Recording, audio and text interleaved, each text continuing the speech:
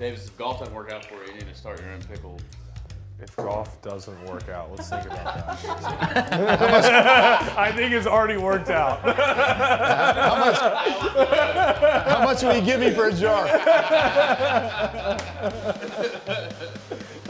Hey, I play with Keith in Mayakoba. I need to start making pickles. I'm not hitting it quite as far as I used to. I'm Keith Mitchell. I'm Patton Kazire. I'm Harris English. I'm JT Poston. And we are the Sea Island Boys.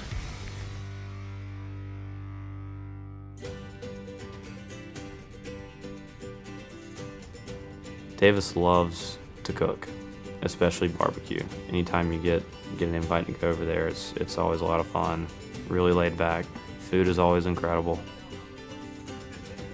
We have a lot of family gatherings, gatherings of friends, weddings, small parties. They come over to stay for dinner, and they stay a little longer than that probably. You know, you build a fire outside and hang out, and it's just great fellowship and great time to hang out and tell golf stories and hunting stories and fishing stories. And then they leave and I have to clean up. It's the way it usually works. Yeah, such a good setup, and obviously he's great at grilling ribs and barbecue, and he's a foodie just like we all are. The barbecue was insane. I mean, growing up in the South, I mean, I've had a lot of stuff like that, but I've never had pickled squash like that. That was the highlight. I mean, the barbecue's great. I've had his barbecue. It never gets old. My mom would be so mad at me for making them with grocery store squash. She goes, "You didn't grow them?" I go, "Well, I didn't have time." So, all right, so vinegar? It's vinegar, apple cider vinegar, sugar, peppercorns. It might have some, it might have star anise in it. Just to learn about how he cooks the ribs and how certain people view ribs if you bite into them or if they fall off the bone or the proper texture. Just learning all the different ways and varieties that he can do and has learned over the years is pretty incredible. Like, I didn't even have to bite it. If they fall off the bone, that's good. That's good. They're easy to eat. If you turn them in, that's the way you want to turn them. You don't want any pull, but you don't want all the meat to come off. So yeah, I see what you're saying. Like when you take a piece of brisket and you pull it and it won't come apart, it's not done. Like a slice, but if you hold it up and you just barely pull it and it falls, then it's perfect.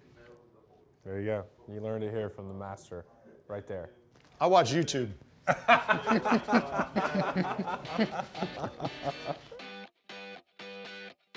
I think he pretty much started the movement of professional golfers in Sea Island. He started it all, and then that's why Sea Island is on the map from a professional golf point of view. Now it's hard to walk out there and get a game because there's so many guys out there that it's tough. You know, as the older guy around here, I'm always getting a good game, and it's hard to beat these kids. So it's been amazing though to have our little town grow into one of the hotbeds of professional golf in the whole country. He's really kind of an encyclopedia for golf, I guess, for the young guys, because we haven't had all the experiences he's had. We haven't won as many times. We might not ever win as many times. Everything that us young guys would ever go through, he's probably already gone through it 3 or 4 times. And that's what's great about Davis. Well, this group of guys, it's been so much fun to watch them come up. I've watched them from junior golf or college golf. Patton driving by my house with Randy Myers and them stopping in and asking for advice. You know, watching JT just come up through the ranks and work hard in the gym to get his game to a point where he could just, all of a sudden, he's on tour. I met Davis probably within the first couple weeks that I moved down there. Was a little bit awestruck, I think, at the time, but he couldn't have been nicer. I met Davis when I was in college in Sea Island. So that was a big deal, meeting him, and because I always looked up to him. The guys, they ask me for advice, and it's different things for different guys. You know, some guys are struggling with how do I get my game in shape. Some guys are saying, I'm gonna buy a house, you know, what do I do? So it's great for me to pass that on to the next generation. His nickname down there is kind of Uncle Davis. He takes a lot of the guys under his wing, and he's always been really great with sharing his knowledge and his advice. He is the uncle to all of us down there, and he would rather us have success than him go win tournaments right now. He's just such a genuine guy. I could call him up and ask him anything, from what temperature to set my grill to what lies lofts I need to play on my irons. You hit a lot of really good shots. I played with Dr. Murphy for 3 days in the Marison.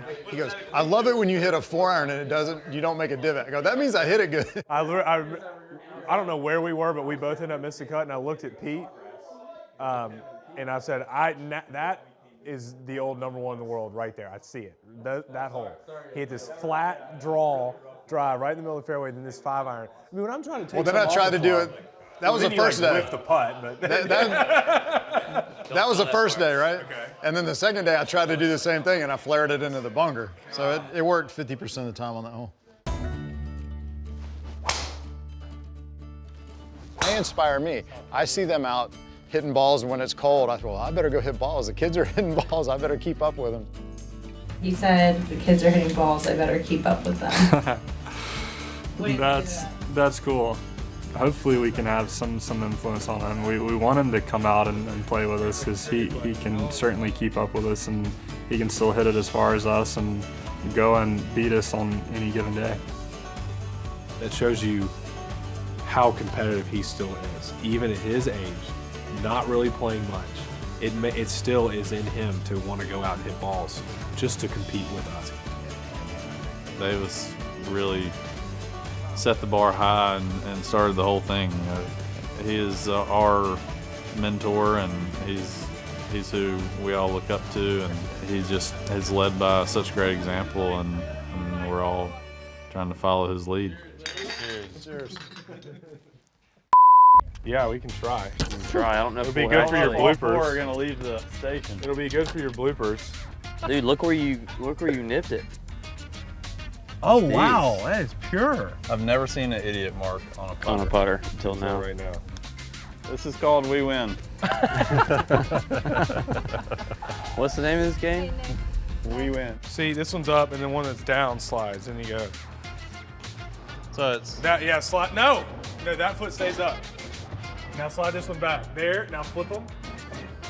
what I mean. This one's up. Baseball style? Yeah, just right there. Okay. I just want it right out in here. Okay. Hang on. I saw JT looking fishy over there.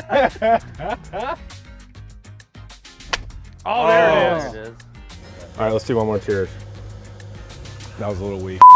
Yeah, we gotta do like a good one, like a sneaky hit. All right, fellas. Like beer going everywhere. So I'm hitting you and they. We're gonna try each to. other. We gotta point. No, we're it. going. All right, 1, 2, 3. That's pretty sick cheers. That was good timing. All right, It's got you a wanna do nice one little more? acoustic to All right, it. one more. Just a little bit of. All right, 1, 2, 3. I was too late there.